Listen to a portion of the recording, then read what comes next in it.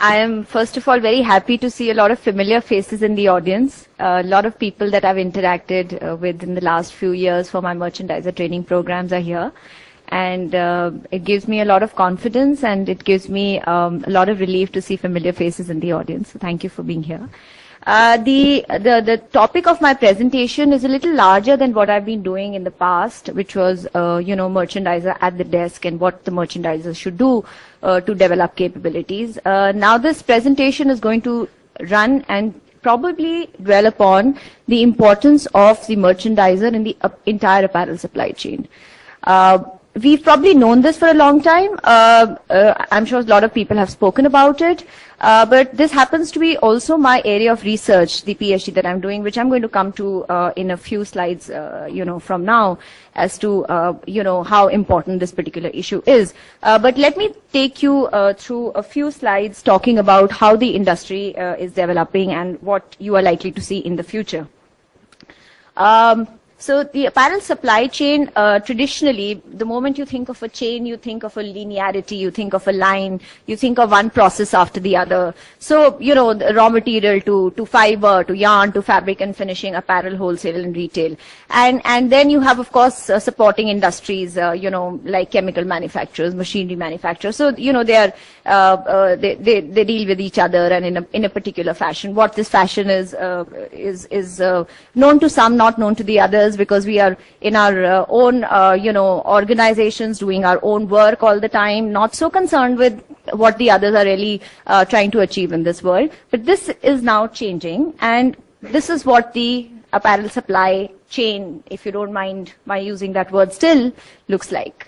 So if you look at the core is the consumer. So nobody can forget the consumer. But what is happening is that anybody from the outermost circle to the circles which come inside can interact with each other and supply a product to the consumer. So there could be a synthetic fiber producer who goes to a yarn manufacturer, who supplies his yarn to a non-woven fabric supplier, who goes to an East European country to produce the apparel, to a retailer who's probably not having a brick and mortar structure but selling through the television network. He's still reaching the consumer. So what this interlinkage is going to be, you never know. How it's going to reach the consumer, there can be so many different ways of reaching the consumer, because there are so many ways in which retailers have now started selling, be it on phone, be it on the television, be it on the internet, be it on a regular store. I'm sure there are options that I probably don't know and I haven't included in this slide. Also, what is there? The auxiliary businesses, like in the traditional supply chain, still exist, which means the testing agencies, the buying agents, the distribution warehouse companies, the forecasting services are supporting the apparel supply chain function. The keywords of the contemporary, so-called contemporary apparel supply chain are that the units are, when I say units, I mean all those people within those circles, are interdependent within a firm and across the chain. Coordination is a very important prerequisite as far as achieving the mutual goal of quality of an organization is concerned. It could be quality, it could be increasing sales, it could be increasing profits, but the goals are set together. They are no longer said that I am a garment manufacturing organization and my goal is profit. I don't care what the goal of the fabric supplier or the trim supplier is, or what the goal of my buyer is. The goals are almost mutually set. Then, because the goals are mutually set, there has to be an effective coordination between these units. And the key to coordination are three words, which I'm sure you've heard since yesterday and many times over, since we all belong to this very exciting trade. Innovation, flexibility, and speed.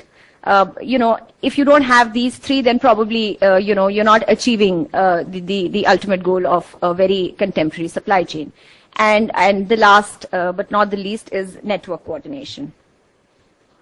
Over a period of time, the sourcing has changed from, and I'm sure some of you who've been working in the industry for some time now, even for the last 10, 11 years, have seen this, The buyers used to buy from sourcing a lot of developing countries only for the reason of the lowest price, or probably quota at one time. this change to the total cost focus, where the buyer was looking at all the costs plus the indirect expenses, the direct expenses, and how much is it really costing him to, sell the product there. The trend for the future is going to be a strategic focus, where the buyer says, I want to assess the best value. I want to know who the best is, whatever that best could be. Best for a mass merchandiser at the retail level could be different from best for a designer wear brand in the US. However, he's looking at a strategic focus, and he's saying, how can I take out the best from everybody in the supply chain? How can they give me the best so that I can work with them not just on a case-to-case or order-to-order basis, but on a basis of next 5 years, next 10 years, next 15 years. So when they come here, they're looking for larger capacities, they're looking for better quality, they're looking for training, which we spoke about so much, all those kind of needs, and there's so much more. And what that so much more is going to subsequently come. So what are we looking at? We are looking at changeover from transactional relationships to strategic long-term relationships, from many vendor relationships to consolidated vendor base. So the buyer doesn't want to have 125 suppliers all over the world anymore. He'll be very happy if he has 25 good suppliers who can give the buyer their best, and ensure that they consistently perform in the next few years, that the strategic relationship is going to last. Fragmented sourcing to, larger volume orders, numerous vendors to smaller number of vendors who are full package vendors. So I don't have the choice today of saying, sorry, I don't source my own fabric, so you'll have to help me with the fabrics. It's a totally other case when the buyer himself is telling you that you buy from my nominated supplier. However, if you don't have the strength of fabric sourcing, he's not really interested in giving that business to you, especially when you are sitting in India. I don't know if you can relate to this slide, because when I was, putting this together, of course, it's been put from various sources. So when I was putting this together, and I kept typing supplier in that yellow box, and I said, I don't believe there are so many things that the supplier is now expected to do, which till a few years ago, the buyer was himself doing. So consumer research. So the buyer expects that, we had that question where we don't understand who the buyer is. The buyer says, well, if you don't understand me and my consumer, then you can't be my supplier. You have to know what's happening in my market, the garment that you make, where is it going to be worn, how is it going to be worn, how is it going to be washed and taken care of, because you're going to take care of all these things for me in the future, if not now. Demand forecasting, designing, of course, so many people, are now designing. The thing which is missing, which we are still not doing for them, is merchandise planning at their level. How many units go to the store in what ratio and things like that. That's probably something that we are not doing, or at least I don't think we are doing. Maybe there are some buyers who are already doing that. Production, of course. Warehousing. Many examples in the world where the suppliers are saying, don't have a warehouse in your country, because I know it's very expensive to have a warehouse in the US. So what we will do is, we will keep the goods here for as long as you want us to, and ship them whenever you want to, based on a particular lead time, so that they can go to your store straight. So there's some examples of that as well. Logistics, how the goods are going to be shipped, who will be the freight forwarder, how is it all going to be consolidated, so on and so forth. And of course, retail sales is something that we are probably still not doing. There are two reasons why the buyers are doing, asking us to do so many functions, asking the suppliers to do so many functions. One, because it is more expensive to do these functions in their part of the world. Of course, the labor costs are high. The costs generally are high, and paying people is, actually increases their cost, because they want to really concentrate on retail part of the business. That's their core competence. The other reason is that there are some examples, glaring examples in the world of suppliers where they have started offering these services. So one supplier in China or in Taiwan or in Hong Kong starts offering this sort of a service to the buyer in the US. The buyer in the US says, if this particular country or this particular supplier can, why can't the others? So the expectations from the suppliers over a period of time have increased. So, we used to have, like I said, transactional relationships. Buyers used to have transactional vendor relationships, which was 90% of the times, and only 10% in the past, and when I say past, it's the recent past. Probably from now and the future, there'll be more strategic partners, and lesser transactional relationship. So when the buyer comes to you, for example, if I was to put it more easily in better understandable words, when the buyer comes to you, he's not going to come to you only for one order. He will say, listen, I have a booking of so many hundreds of styles for the next season, and if you become my strategic partner by doing the following things, then maybe this is how we can work together and you can become my strategic partner. Of course, there are so many things to being a strategic partner, but that's the way relationships are going to be. And imagine, like I said, from 125 vendors to 25 vendors who will probably become the strategic partners. The others will still function, they'll still be transactional relationships, but they'll not be long term. They'll be on a case-to-case, order-to-order basis and things like that. So what does it mean for the suppliers? I mean, it's nice to use these words like transactional and, strategic, but what does it mean for the suppliers? So when you're talking about traditional competencies, you're talking about price, quality, design, lead time, bulk order quantities. When you're talking about these new competencies, if you notice the words are value, service, innovation and product development, cycle time reduction, order flexibility. When I was making this slide, I was wondering, on the traditional competency side of the business, price you can measure. You can say what the price is. Acha hai, bura hai, zyada hai, kam hai, whatever. When you say value, how do you measure value? Or when you say service, how do you say whether you've been a good service provider to a buyer or not? So some of the things are getting in their area where you are trying to say, I'm value to the buyer because I do these sort of things, or I have an edge over the others because I'm providing these particular factors to the buyer when I'm shipping to them. Also, what is very important, apart from, for a strategic relationship, apart from having good corporate social responsibility, lowest cost of quality, high efficiencies, having a full package, being a full package supplier, I think these intangible factors. The buyer says, I want a trustworthy supplier, a knowledgeable supplier. We were talking about the first sample getting approved. He wants a knowledgeable supplier. If he's not given you enough information about how to make a sample, you tell him that this is 5 different ways in which you can make a sample. Do you like any of these? Because apparently your information is not complete. Because I know your consumer, I understand your market, and this is the way I think you should do things. That's the kind of knowledge we are talking about. Well, of course, there are many other things to knowledge. Communication. Somebody said good communication. If you're not able to communicate, and this is not just, as I've mentioned in my earlier workshops also, that this is not just communication with the buyers. Of course, this particular slide is about the buyers, but this is all across the supply chain, with your fabric suppliers, with the people in your company, within the people of your company, right from the top boss to the master G down in the pattern making area. Very, very important criteria. Follow-up. I mean, merchandiser is equal to follow-up is a simple formula. If you are not effectively follow-up, a lot of people do follow-ups. If you are not efficiently following up, I don't like to use the word aggressive. It's a very aggressive word to use. I don't like that word. But yes, effective and efficient. And the buyer likes that because you're after him all the time. You're telling him what to do. If he can't think, you're telling him this is the way you should think. That's the kind of follow-up that I'm talking about. And continuance, ensuring that you're able to, have these factors or attributes on a continual basis.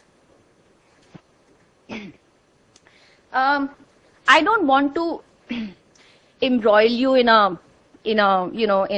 new jargons, but this was important because you might not be knowing about this, but I'm sure you're dealing with this all the time. And the best example was when Mr. Kapoor was called to give flowers to Mr. Singh without information, and he just stood up and he said, well, I wasn't informed, but he immediately stood up, came to the stage, gave the flowers, did his work and went back. So excellent example, of quick response, but that's the way you have to be on your toes. The moment you hear your name, you have to respond. Yeah. So then, well, anyways, just thought that, I must congratulate him for being so quick in responding to the call. And however, quick response per se has 4 factors, which are of keen importance to all merchants. Responsiveness. If I was to give you an example on responsiveness, it would be the buyer. The buyer's giving you an order. The fabric is ordered. It's probably in-house. And the buyer says, listen, I want to reduce quantity. And what is the first thing that you do? Is the first thing is you know, you sort of hold your head and might say, oh no, not again, you know, that sort of a thing. But obviously you don't let the buyer know about that. You tell him, of course it can be done. So then if you are not able to respond to the changes, you know, reducing the order quantity, I think, is a smaller issue. Increasing the order quantity is a larger issue. Because when you have to order fabric again with your fabric supplier, in that case, he will say, ab to 30 din lagenge aur. You see? But are you in the position to tell your buyer that, sorry, I can't do it because it's going to take 30 days?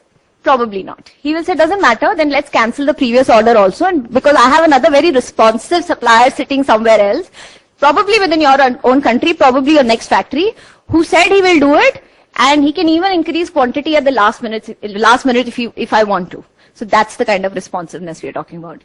Reliability, a lot of times, you know, reliability is only seen in terms of quality. But I think reliability has a larger meaning to it. I think the reliability is in terms of quality of the merchandise or product and reliability of information. Like David was just mentioning, you know, every day you have a new story to tell the buyer. Day one story, day two, second story, and day 3 you have the first story again.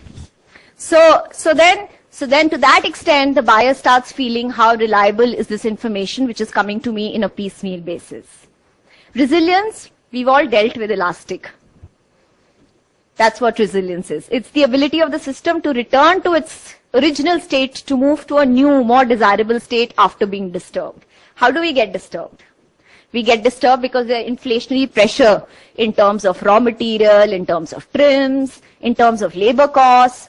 There are pressures in terms of the foreign exchange, fluctuating. Kabhi euro fluctuate ho raha hota hai, kabhi dollar fluctuate ho raha hota hai. So those are the kind of disturbing states. And how quickly can you come back to the normal state and say, listen, I'm all right because I've looked inwards and I know that this is the way the dollar price disturbed me, but I've looked at my operational efficiencies within the organization and tried to save some money there to ensure I offset the disturbance of the external factors. Relationship, I've spoken about relationship. However, like I said earlier, relationship is not just with the buyers. It needs to be, for a strategic partnership, it needs to be with your suppliers and within your organization.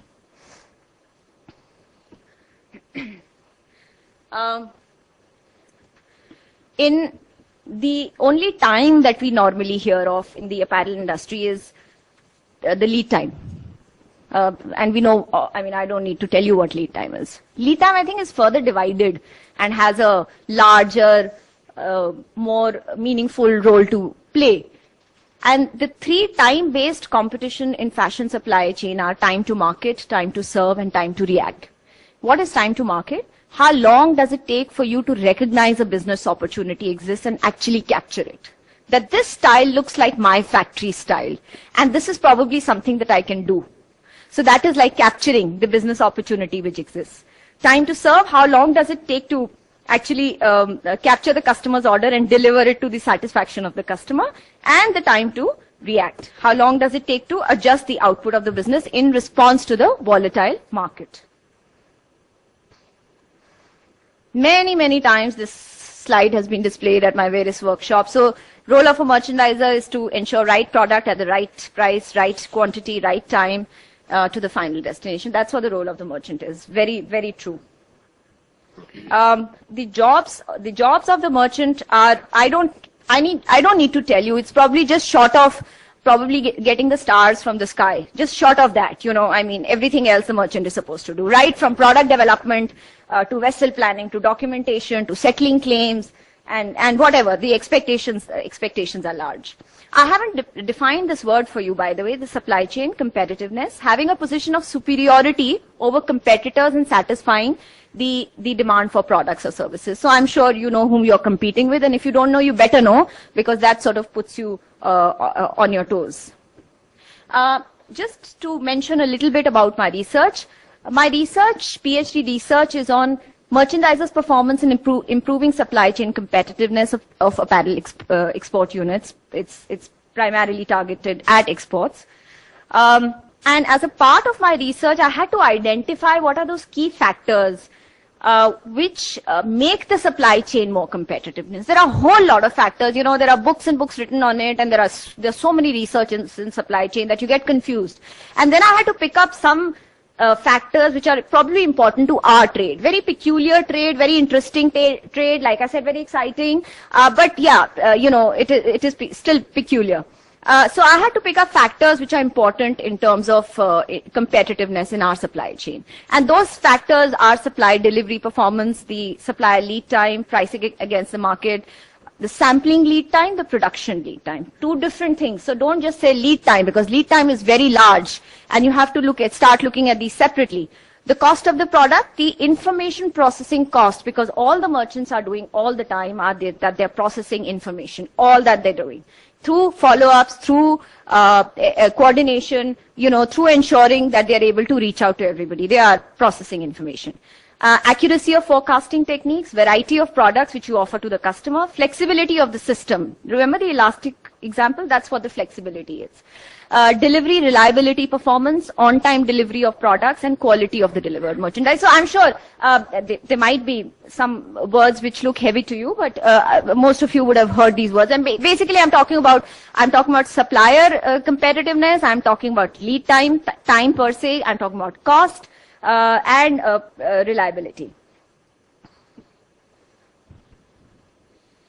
Like I said, I don't want to embroil you in this fancy terminology.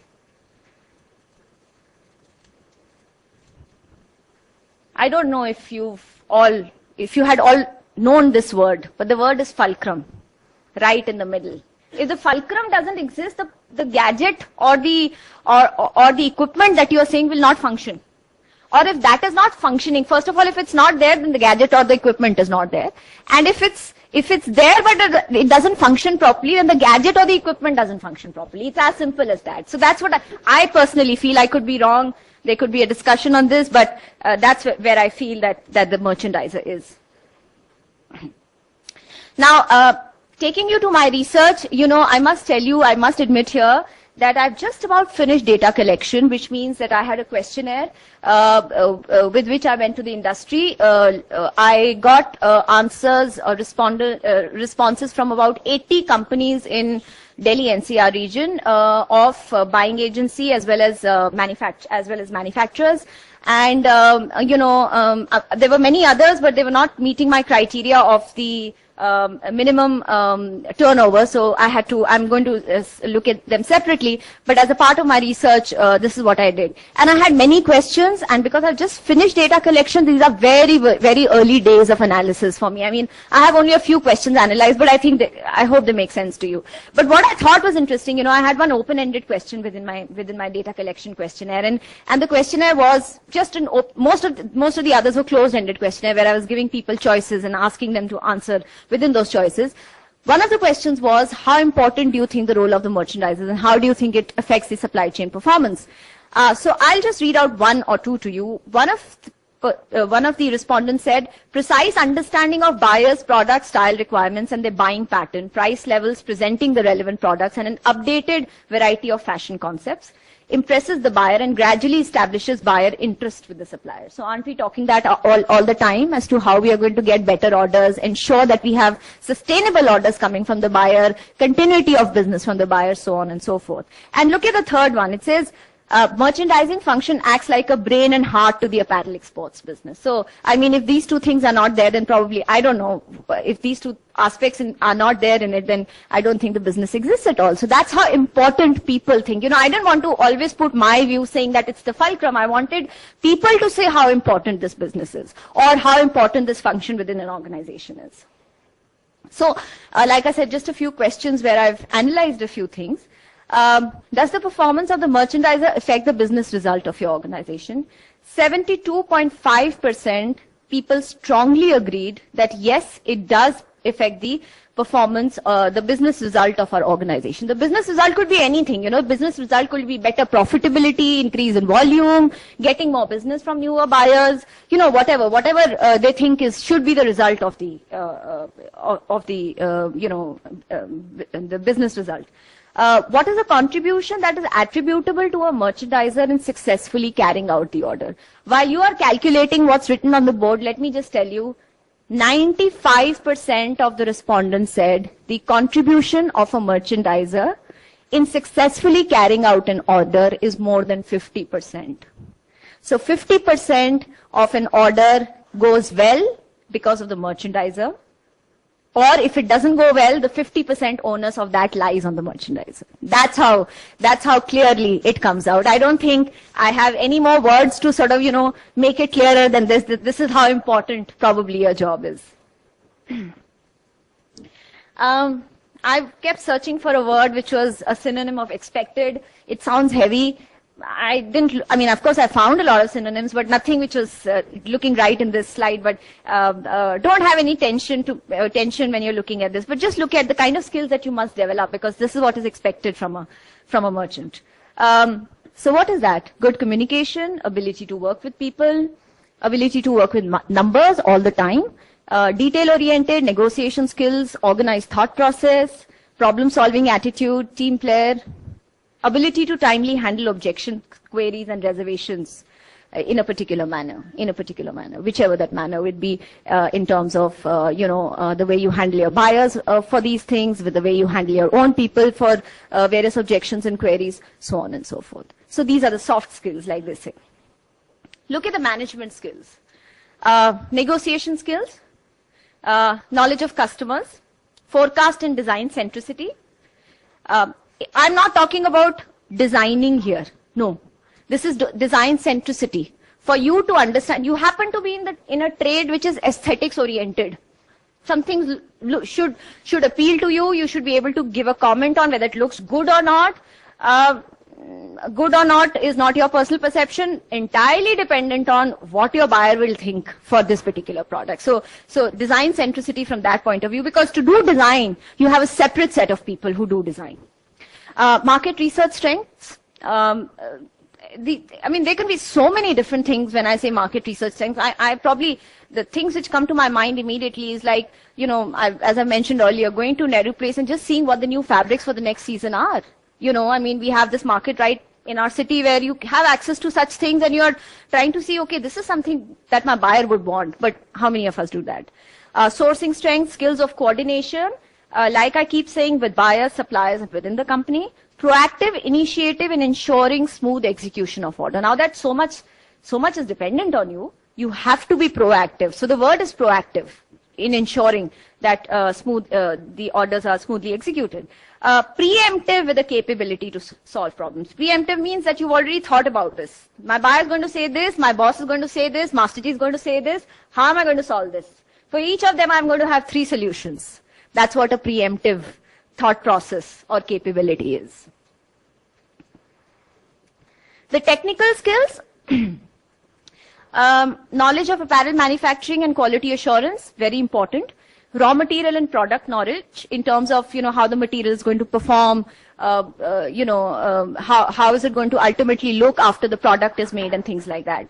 Assess and plan production capacity and resources. You must also try to understand that this work that I've done probably doesn't look at one set of merchandise. Of course, we know within the industry there are junior merchandisers, the middle level merchandisers, and the senior level merchandisers. Of course, it puts the entire gamut together. Why? Because a junior merchandiser one day hopefully will become a senior merchandiser. And if he knows that he needs or she needs all these traits, then one can develop oneself over a period of time. And then there would be a lot of senior merchandisers who still know where I need to probably develop myself to make my organization more competitive in this entire supply chain. So that's the idea of enlisting the skills.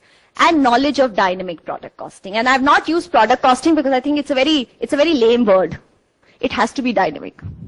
The buyer, instead of an elastic, puts, just a button with a regular waistband. You have to know how much the cost is going to go down. The buyer says, I'm buying this from another country at so much. You must know 3 other countries who are probably giving him a higher price compared to this only country that he's mentioning. That's what dynamic product costing probably means. That's what probably the understanding of sourcing strength or market research strengths, like I was saying, probably means. So all these skills are meeting each other somewhere or the other. I'm assuming that. So then one of the key questions, which is really my basis question, and So before I came here, I thought, let me do at least this one quick analysis. So the next important question that I've done an analysis for this audience is, in your opinion, to what extent the following factors of supply chain performance are related to the merchandiser's work performance? So we said supplier delivery performance is a supply chain, factor. Information processing costs is a supply chain factor. But how closely are these related to the merchandiser's work performance? So if you were to interrelate the two, which are the most important things where a merchandiser's work would affect the supply chain competitiveness? So let's look at the analysis here. So I'm sorry for the people who are sitting at the back. I'm sure the slide is not very clear, but let me tell you that out of the 15 factors, 13 are over,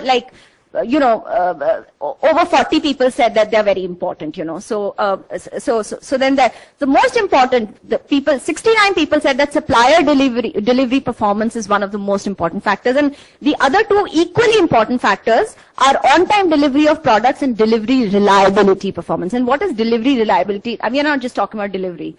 You get the shipping date from the buyer. For some reason, you shift that date to extended by 15 days. Whether you deliver in the next 15 days or not is the reliability. Are you changing that all the time? Are you keeping your changed words because, of course, it's approved by the buyer or not? So that's the reliability. Quality of delivered merchandise actually figured very, very high. I'm not sure how many merchants sitting in this audience actually are able to relate themselves to the product quality. I don't know how many of you go down to the factory floor ever so often to look at the product from the buyer's point of view and say, yes, I know the buyer is going to take this, or no, I don't. I know for sure the buyer will not take this. That's a capability which needs to develop. Yeah, I'm not, there can be so many different ways in developing capabilities, but my idea was to tell you what are the things that you need to develop. So now, if we are looking at saying that there are certain expected skills from the merchandiser, and on the other hand, we are saying that there are certain important supply chain competitiveness factors. How do the two meet? So I'm saying that supplier delivery, lead time, and pricing are very important to make us more competitive within the entire supply chain. Very good. So now, how do we ensure that we are able to enhance this particular aspect of ours? So again, some matchmaking here where I'm saying market research strengths. So enhance your market research strength, enhance the sourcing strength. Skills of coordination. We always think skills of coordination rests with the coordination with the buyer. No. Very, very important when you're coordinating with the supplier as well. You need the same amount of rapport building. You probably need even that extra, piece of sugar cube to ensure that your fabric comes on time. Probably you don't need that with the buyer because he will not need the sugar cube if the fabric does come on time, right? Because then probably things will flow in a particular way. So to that extent. Skills of negotiations if you are at that level, or if you're in an organization which has put some part of fabric sourcing or trim sourcing on your shoulders. Ability to handle objections, whether my shade lots are approved or not. If they are not approved, how much away are they away from the color that should be there, as far as the lab depth is concerned, so on and so forth. So those are the kind of skills that probably, are required in a merchant. If you look at lead time, we are talking about knowledge of customers. Very, very important. And when I say knowledge, of course, I'm talking about the market-related knowledge. But knowledge, I was thinking, what will I tell you when I say knowledge? But knowledge simply means how many times can he actually give me an approval on my lead time? In the past, this is the way I've dealt with him. And this is the number of times I'll ask him for an approval, and after that, I know. So you are aware of the customer. You know how to behave with him, how to, ensure that you are able to get the right kind of approvals from him at the right time, and probably, Professor, yes. Sorry for this, but you'll have to start wrapping up in the Sure, absolutely. Proactive initiative ensuring smooth implementation of orders, skills of coordination again. Look at quality. It figured as one of the important factors in supply chain competitiveness and very closely related to merchandisers' performance. Knowledge of apparel manufacturing and quality assurance. And the best part about this is, I shouldn't be saying it on this stage belonging to the Fashion Institute, I do, but those of you who are probably not professionally trained, I don't think there's a better learning floor for you than your own production floor about apparel manufacturing and QA. I don't think there's a better person in this world who can teach you about manufacturing more than your own production manager or people down the line. Because what you can't do in a class, you can probably do in a factory floor. So the skills I'm talking about are not something, which have to be always sort of given formally. There are a lot of skills which a lot of us can develop right in the environment that we work in. I had to wrap up. I'm sure you read the others. Thank you so much.